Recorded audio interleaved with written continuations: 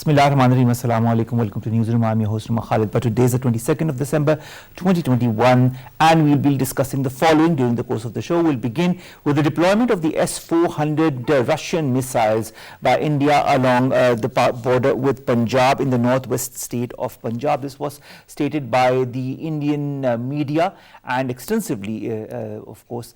And which kind of reasoning is there for India to deploy the S-400 missiles? Is it A, to put pressure on Pakistan, B, to show the region the hegemony of India, or some other reason in the offing, who knows? But also it is said that next year it will be deploying more S-400 missiles along the other borders as well. Is it also to pressurize China directly or indirectly? We also have the response by China. This is going to be our first segment. Then, ladies and gentlemen, the second story of the day is about Russian President Vladimir Putin. We continue talking about Russia, who has blamed the West for escalating tensions in Europe vis-a-vis, of course, the tensions with Ukraine that Russia has. And he has said that it has incorrectly assessed the outcome of the Cold War. Putin has said Russia will respond adequately to any Western aggression and will develop its army even further. There is a reaction from NATO as well. We'll be talking about that in our second segment. Then, ladies and gentlemen, we'll be talking about the China-Pakistan Economic Corridor and the scope of industrial cooperation under this. It has been detailed in the B2B investment conference that was held on Tuesday. Chairman of the BOI, Muhammad Asfar Ehsan, talked about the different countries that can invest in the China-Pakistan Economic Corridor from across the world. So there's a broad horizon as far as investing in this important corridor is concerned. And of course, it is an invitation as well. Then we'll be talking about a freight train service that was inaugurated on Tuesday with an aim to boost trade between Pakistan, Turkey and Iran. This was inaugurated by the Minister for Railways, Azam Khan Swati, Foreign Minister Shah Mahmood Qureshi, Advisor to Prime Minister on Commerce, Abdul Razzaq Daud. And finally, we'll be talking about the National Working Women's Day that is being celebrated today. This day is being celebrated since the year 2010. And of course, it celebrates all the women who are working in any capacity and in all capacities. And of course, the resilience of these women, not only to work in an efficient manner, but also to balance their work life with their personal lives.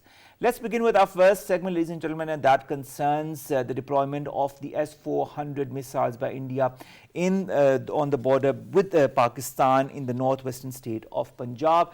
What it says is that it's also going to deploy more S-400 missiles along the other borders in the next year, that is 2022, in about a month or more time. More in the following report.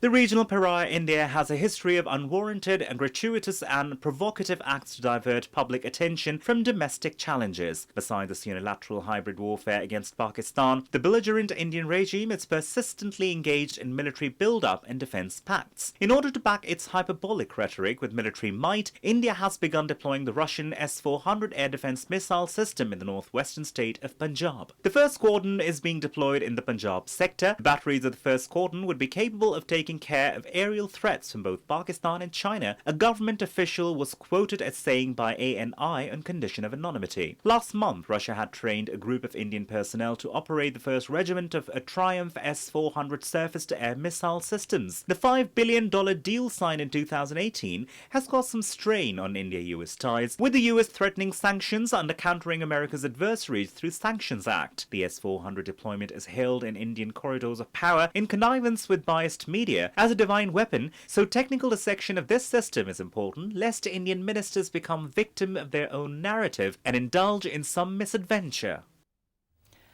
To discuss more on the topic, we've been joined by Air Commodore retired Iftikhar Ahmad Bajwa Sahab. He's a senior analyst. Bajwa Sahab, thank you very much to have joined us. Bajwa Sahab, since India and Russia signed the deal in 2018, this is one of the consequential results of that, the selling of the S-400 missile system, and now the deployment of that, at least along the border with Pakistan in the Punjab region. What does this signify or signal? Bismillahirrahmanirrahim. It's very simple. It's a continuous battle for balance of power. They continue to add to their arsenal, and we continue to do it in our arsenal. I would say that hugely disregarding the development of the region, the backwardness of the region, and this is just one step further towards that. Nothing else. As far as addition to their arsenal is concerned, this is just yet another, I would say, addition. It's not that significant as many of us think that this is.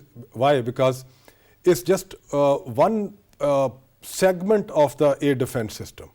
It does not actually say that it's the complete system of air defense. And this one segment should not bother Pakistan as many in Pakistan probably think.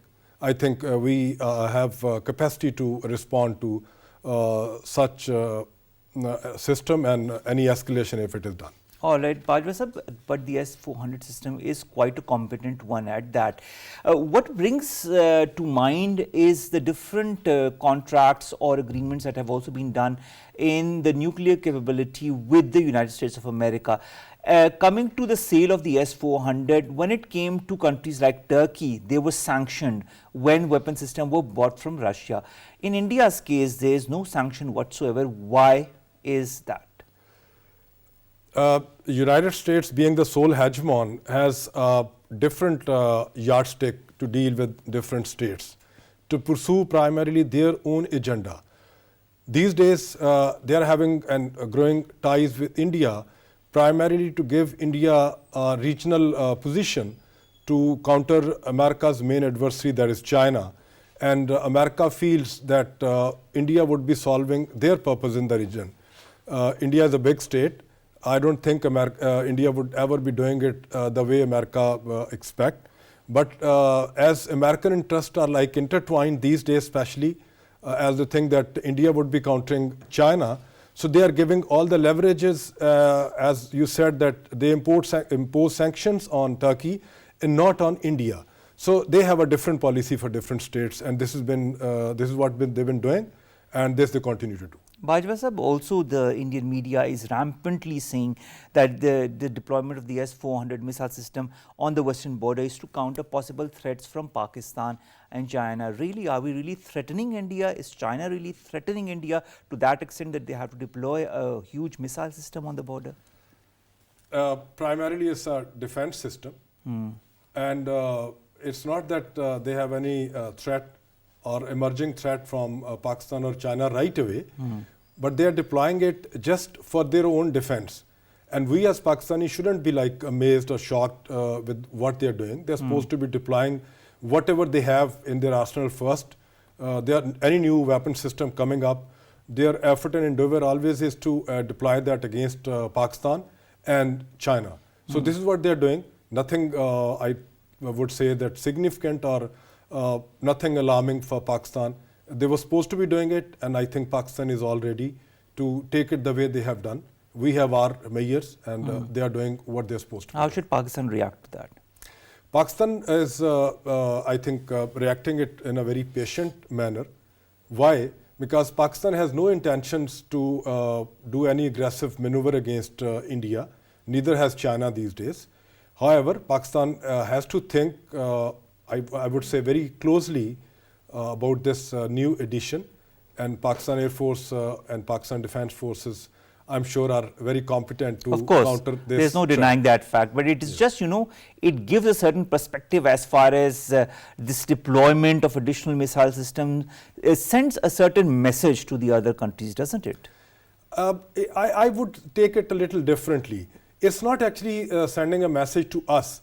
They had a huge embarrassment in 2019, February 19. Post the Pulwama. They have to justify everything internationally. They had embarrassment, I would say, at all levels, because international agencies said that there was no downing of an F-16, which they claimed, and their aircraft were downed in Pakistani territory. The pilot caught and returned as a gesture of, I would say, goodwill. So they had a reasonably, I would say, a huge amount of embarrassment. To counter that and to appease or satisfy their people, I think this is a maneuver to actually against that they like to appease their people, they like to please them, and they like to sort of send a message first to their people, the Indians first, and about Pakistan, we are all prepared. And we are always prepared. And also to give more cups of tea to others if they try to come inside Pakistan's territory. Now, the Chinese reaction has come. It hasn't come directly from the Foreign Office, but it has come from a professor of the University of Political Science and Law and a former defense attaché in South Asian countries. There is a statement, and that statement says, and I would like to quote it. He says that India's aggressive actions and territorial expansion policies have caused the armed conflicts with Pakistan and China. So the whole blame is put on India. Also, historically, quote unquote, the wars between India and Pakistan and the armed conflicts between India and China were all caused by India's aggressive actions and territorial expansion policies. Would you like to comment on that? About the India-China thing, I think what they had very recently should be an eye-opener for Indians. It was a time when they again had on the Northwestern frontier, I would say they had to accept a lot of, I would say, difficult things. It was an embarrassing situation. And India should be cognizant of the fact that America does not come the way it promises. US promises and does not actually come, it has history, and every state has its own interests. But India, because of certain things, because of some, I would say, pampering from United States, it continues to give a posturing, an aggressive posturing, which is just, I would say, is just a posturing, nothing else.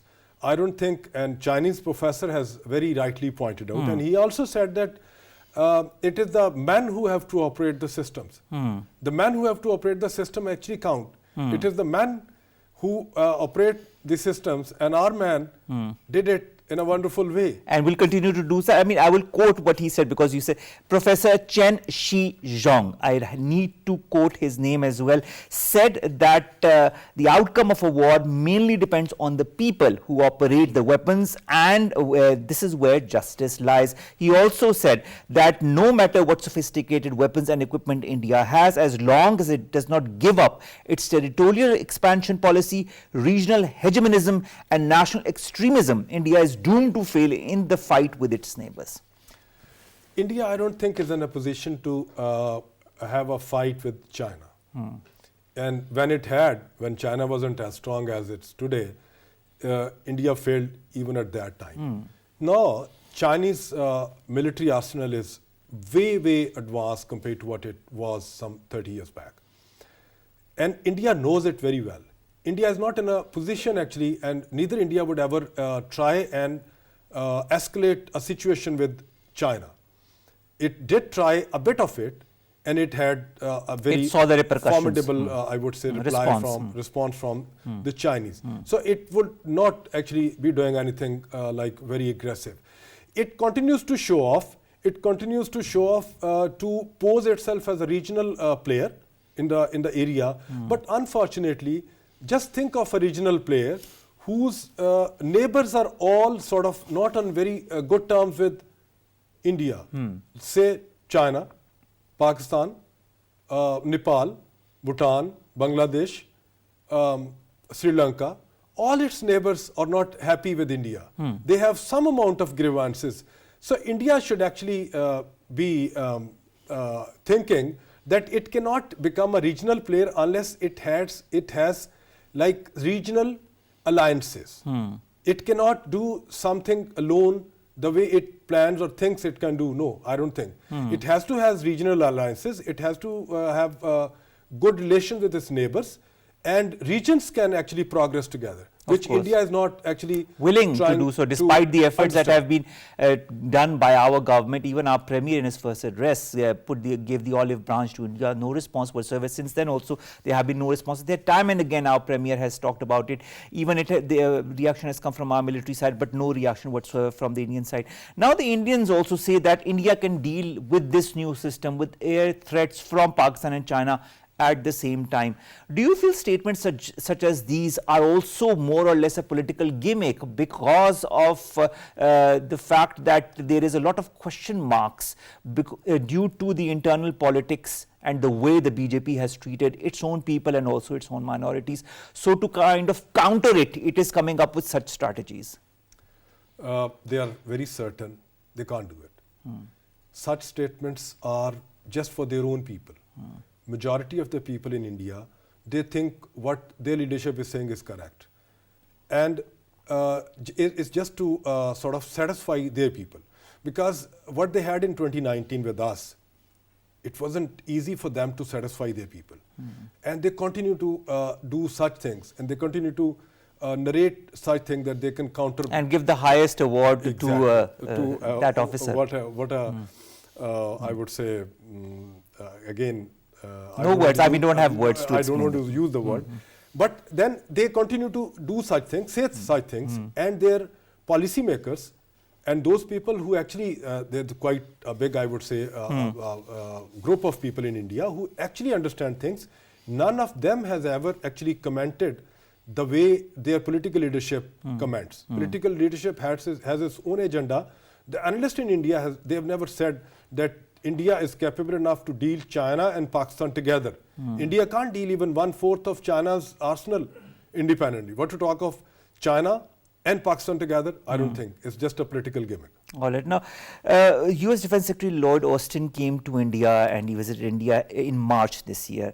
And he said that all US allies and partners should shun Russian hardware and avoid any kind of acquisition that would trigger sanctions. There are no sanctions on India, but of course Turkey has argued on all of this no sanctioning of India, and the fact that the whole agreement and the way the US moves as far as different countries is concerned has to be dealt with in a very neutral manner.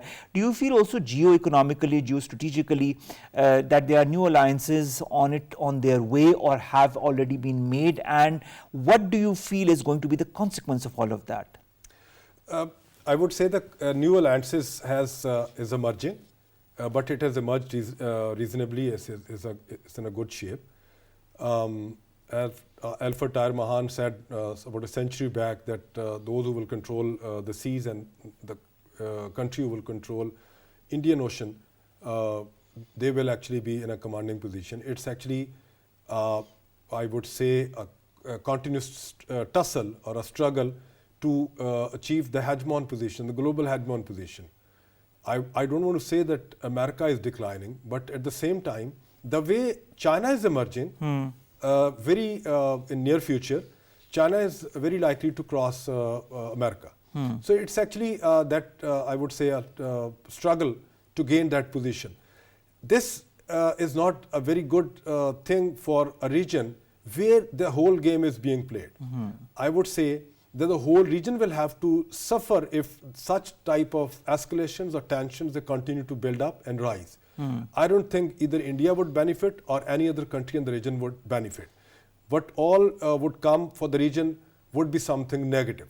I don't think there's anything positive. Now, what about this Countering America's Adversaries Through Sanctions Act, otherwise known as CAATSA, that of course Turkey questions the legality of because of this purchase of the S-400 by India and the reaction or no reaction by the US side? Do you feel the US is also going to revisit this important agreement or maybe sanction India in the future? What's your take on that? US keeps revisiting its policies. There's no doubt.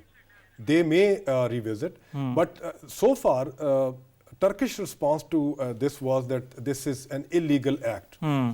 This Countering American Adversaries Through Sanctions Act is not legal. And if at all it has to be applied across the board, which they have not. But as I said earlier, that it's America's pick and choose policy, which policies to apply where.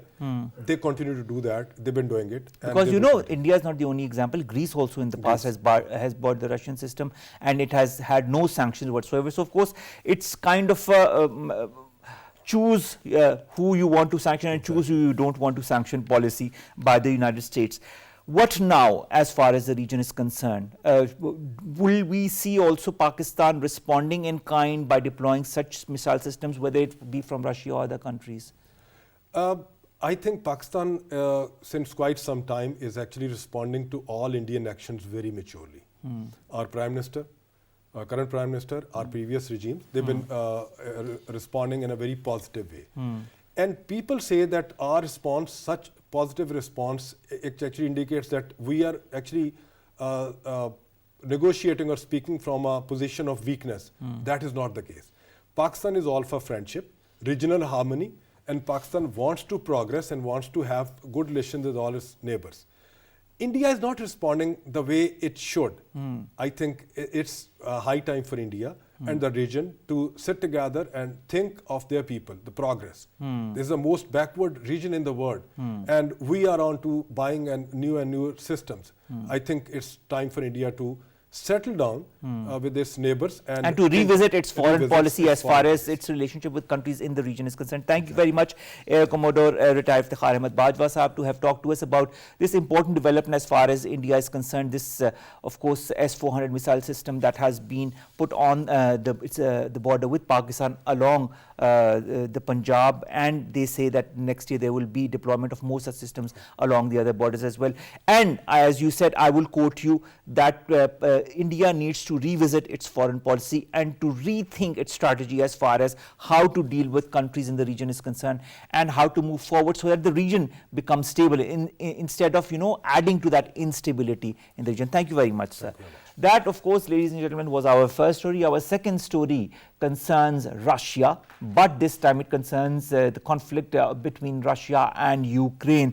Russian President Vladimir Putin blames the West for escalating tensions in Europe. It says it has incorrectly assessed the outcome of the Cold War. It questions NATO and many others. More in the following report. The nightmare of military aggression over Ukraine. Western bloc has been sounding alarm that Russia is preparing to invade Ukraine by amassing thousands of troops at Ukrainian border, while Russia deplores these allegations as Russophobia. Ukraine was also a site of confrontation when Russia annexed Crimea in 2014. Russia is pressing NATO to deny membership to Ukraine and other ex-Soviet countries, to roll back the deployment of troops and weapons in Central and Eastern Europe. Western bloc has periodically warned Moscow of toughest economic sanctions if it invaded Ukraine, while Moscow has voiced rising vexation over Western military aid to Ukraine, a fellow former Soviet republic that has tilted towards the West. Underlining a sharp escalation of rhetoric, Russian President Vladimir Putin warned that Russia would respond adequately to any Western aggression and would develop its army further. Earlier, US President Joe Biden and Russian President Vladimir Putin held 2 hours of virtual talks on Ukraine and other disputes, where both leaders hoped to hold next in-person summit. As Western powers and Russia are heading towards collision course, the current saber-rattling threatens to undermine great power cooperation amid emerging global challenges. Moreover, Cold War-era posturing in a combative relationship do not bode well for global peace. Dr. Farah Naz, international affairs expert, joins us online. Dr. Saiba, thank you very much to have joined us. Tell me, this tension between Ukraine and Russia isn't anything new. But why is it escalating in these last few months? I think the world is leading towards multipolarity, and we could see on several fronts issues are really coming up. And in this conflict of Ukraine and Russia and the role of the United States, I think we have to see what are the red lines drawn by Russia for the world. And I think Russia has categorically explained that what it will not tolerate in terms of the rising security situation in the region. It says that it has to stop NATO expansion any further to the east, and NATO has to abandon its military extension, pulling out its combat units from Poland, Latvia, and other states, and not deploying missiles in Poland and Romania. So in this entire situation, it's hard to explain who is right, who is wrong. Because for Russia, like when America is stationing its troops there and is helping Ukraine in building up its arsenals, I think that is leading towards direct security threat for Russia, and Russia cannot tolerate it. So if you, in recently, the information that is coming up in the Western media, where several key states like UK, America, and the NATO allies, the way they are proposing that what sort of threats they could see and what they could do for Ukraine to counter the Russian threat there, is simply showcase which side they are picking up and who is the ultimately target of that. So probably that's the reason Russia says that if the issue is not resolved here, it could probably lead to the Cuban Missile Crisis situation back in time when America and Russia were close to nuclear conflict. So the situation is quite intense, and I think the world community and the NATO countries, they have to take it very seriously. All right, now let's talk about the former Russian states and Ukraine. Now, Russia has published draft security pacts in which it demands NATO to deny membership to Ukraine and the 6 other, of course, ex-Soviet countries and roll back the deployment of troops and weapons in Central and Eastern Europe. Do you think that is something that could be applicable or will be addressed by NATO?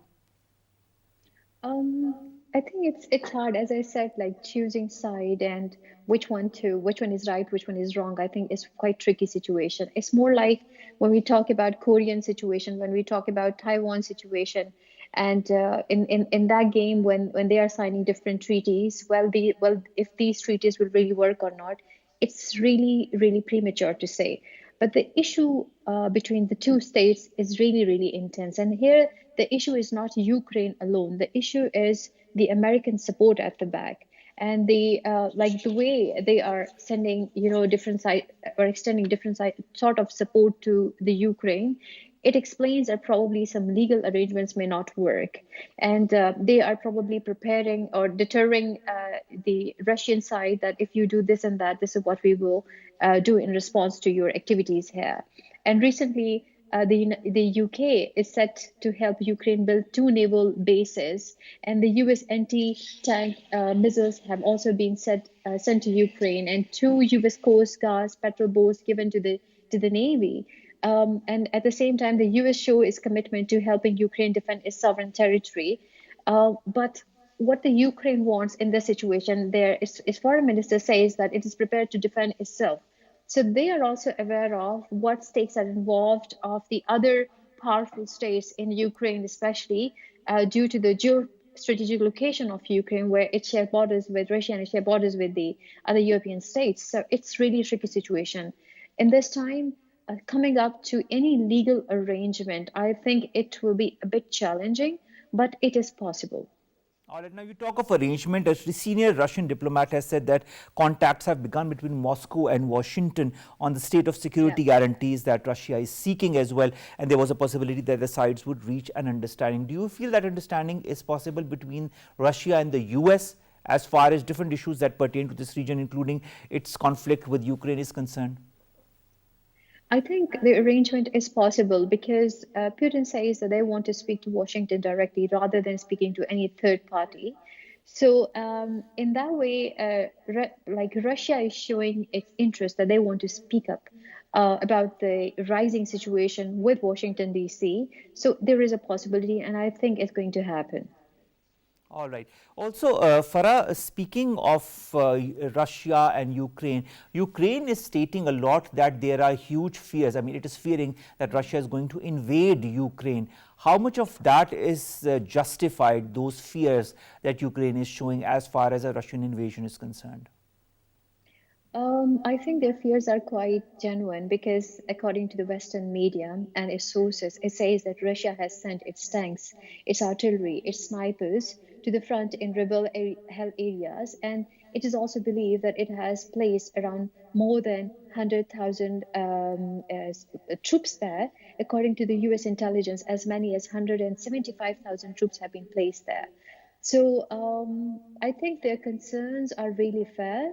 But I won't be saying that it's only Russia doing it. At the same time, America is also placing its troops there and is also supporting supporting Ukraine in terms of not only the tanks and anti-tanks technology and everything. It is also providing different avenues that in case if Russia invade, what they're going to do. And I think the tools to control the rising situation they have completely spelled out what they will be going to do in terms of if Russia invade Ukraine. They say that there will be further sanctions and support that and supporting the Ukrainian military will be in place. And they also threaten that disconnect of the Russia's banking system from the international SWIFT payment system will also be in place. They're also saying that they will prevent the opening of the Russia's Nord Stream 2 gas pipeline in Germany, and approval for that is currently being decided by Germany's energy regulations. There's also a discussion about coming up from G7 that has warned Russia of massive consequences and severe costs in response to further action against Ukraine. So the the issue is intense, and I think the threat is quite intense. That's why they have spelled out that in case if Russia is planning to invade Ukraine, what sort of consequences it has to face, and if the consequences are really real or not. So I think both parties are prepared enough. All right, but where does that leave the entire region in case a conflict erupts or Russia invades as per Ukraine's fears, or some other kind of military development escalates in the region with the Ukraine being backed up by the West? Where does it leave the rest of the region? It's all about the EU. It's all about the NATO and its 30 allies. I think Russia is showing some sort of muscles, but at the same time, Russia is clearly saying that it is aiming to avoid any sort of bloodshed. And I think President Putin has clearly spelled it out. And they also say that they want to find diplomatic solution and a way out to the problem. Probably that is the reason they want to talk directly to Washington, D.C., rather than involving any third party there, right? So how the world and especially the region is going to respond to it, I think they can't afford any other war that Europe has witnessed in the past. They know the nitty-gritty of the war situations. They will do anything to what's called to reduce the rising trends or the rising tensions between Russia and UK. And of course, it's, as I said earlier, it's not only Ukraine, it's US at the back. So I think the initial dialogue between France, Germany, Russia, and Ukraine, it will begin one more time. And I think probably some solution will come out because Germany is playing a very active role in reducing. Speaking of Germany, Farah, speaking of Germany, if you remember well in the past, there has been tit for tat diplomatic move between Germany and Russia as well in the expulsion of certain diplomats from both sides. Do you feel that and others is going to create a more frosty relationship between the West and Russia? It could be possible. It could be possible. What we need to see the history of the conflict as well, because it is more ideologically driven. It's more based on religious division as well. So if Germany play its role carefully, I think the issue can be controlled. But if any of the player, if it's Germany, if it's France, or if it's US, or any of the actors involved, if they play it a bit carelessly, probably it can lead to a serious and very tiring situation, which probably Europe cannot afford. But in all of this scenario, whose role becomes more important?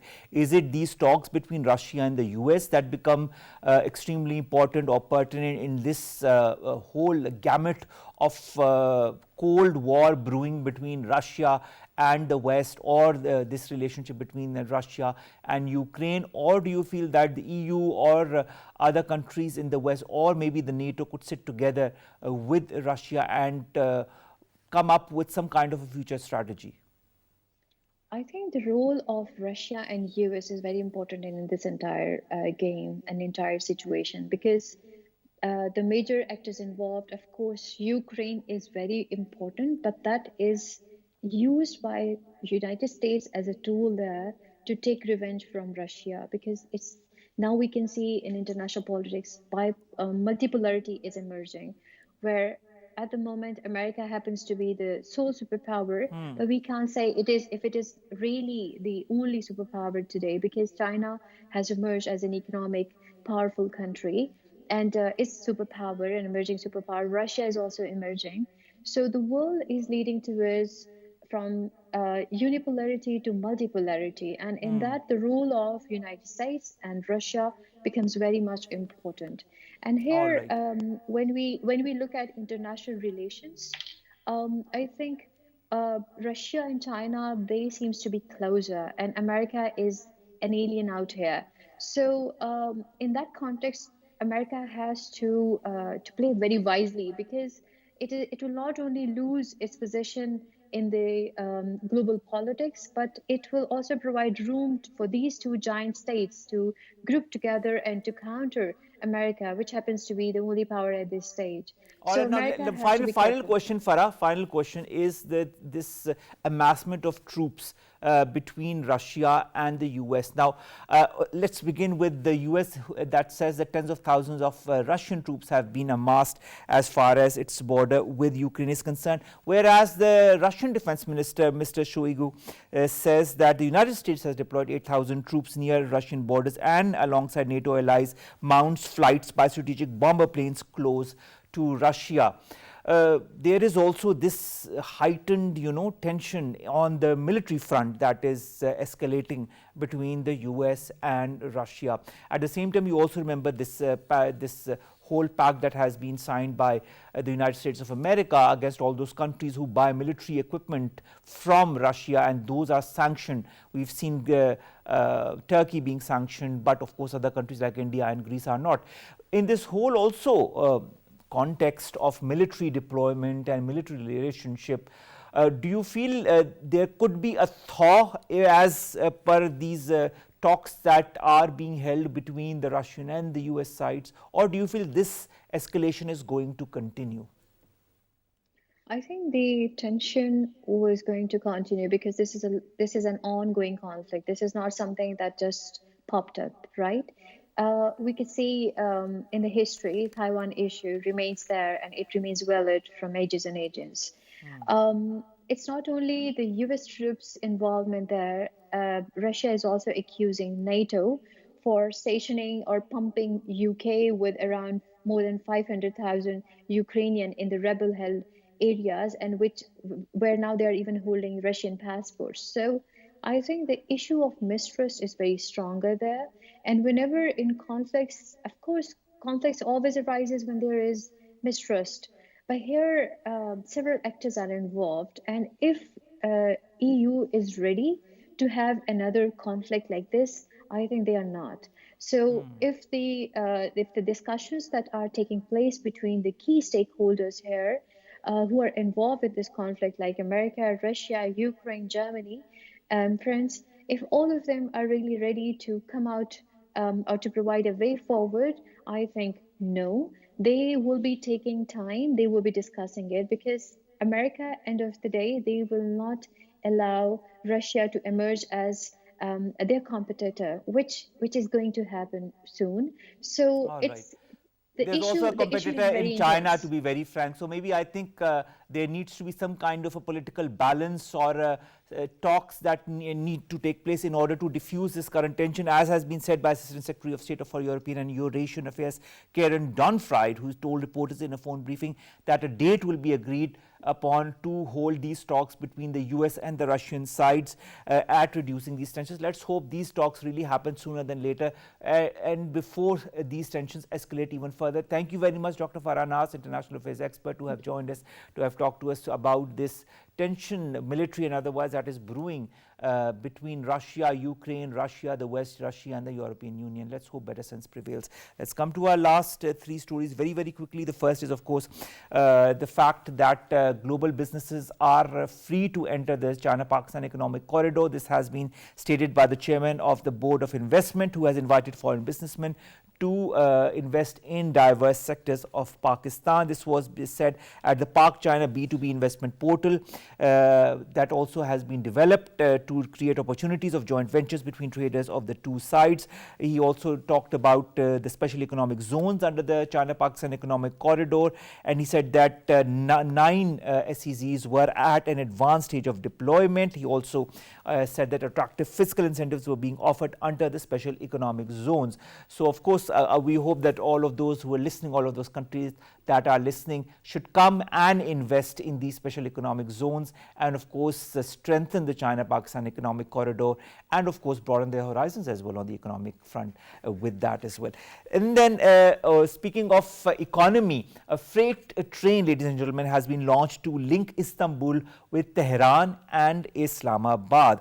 This was inaugurated on Tuesday with an aim to boost trade between the three brotherly countries. Minister for Railways Azam Khan Swati, Foreign Minister Shah Mahmood Qureshi Saab, and Advisor to the Prime Minister on Commerce Abdul Razak Dawood inaugurated this Islamabad-Tehran-Istanbul freight train at the Margala railway station in Islamabad.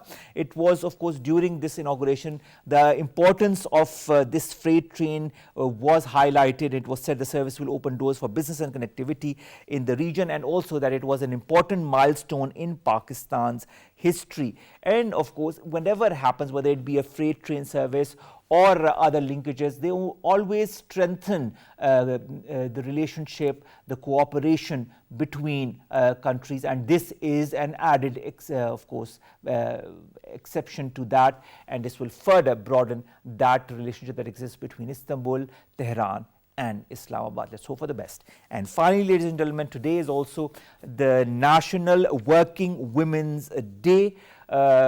Whether it be our Minister for Human Rights, Shri Mazari Sahiba, who tweeted that we salute all the working women in the home and outside, many of whom are struggling for their right to work in a secure and dignified manner, and many have had to work for the survival of their families, and many who have broken professional barriers. Women, when they work in any professional field, are extremely competent. Not only do we need to strengthen them, do we need to give them the necessary support, but we also need to give them the opportunity in the professional field, because they are, as we say, equal to men, and they can do sometimes even a better job. In my program, for example, Newsroom, I have an all-women's team, starting from the producer to the researcher to the analyst. Everybody here is a woman apart from myself. So of course, we here at PTV also strengthen the collaboration of women, and other organizations need to do that too on this National Working Women's Day. This is a resolve that we need to put forward. With that, we come to an end of today's newsroom. We'll see you inshallah tomorrow with news story segments and of course important highlights of the events that are happening in Pakistan and across the world. Stay safe, get yourselves vaccinated and follow the SOPs. Allah Hafiz.